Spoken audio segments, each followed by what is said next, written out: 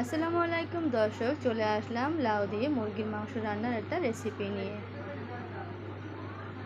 এখানে আমি কিছু মশলা পাটায় বেটে নেব। কাঁচামরিচ, রসুন আর পেঁয়াজ। বাটা মশলার স্বাদই আলাদা। কিছু জিরাও আমি পাটায় বেটে নেব।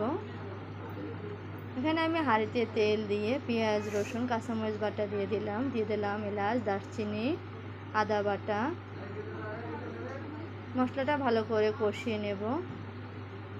এখন দিয়ে দেবো একটু জিরা বাটা দিয়ে সামান্য পানি অ্যাড করব। এরপরে দিয়ে দেব হলুদ গুঁড়ো, মরিচ গুঁড়ো, পরিমাণ মতন লবণ। এই যে লাউ আর মুরগি আমি কেটে ধুয়ে রেখেছি। মশলাটা কষানো হয়ে গেলে মুরগির মাংসটা দিয়ে দেব। মাংসটা ভালো করে কষিয়ে নেব। এরপরে আমি লাউ দিয়ে দেব। একটু ভালো করে নেড়েচেড়ে কষিয়ে নিয়ে একটু পানি অ্যাড করে 5 মিনিট পরে নামিয়ে নেব।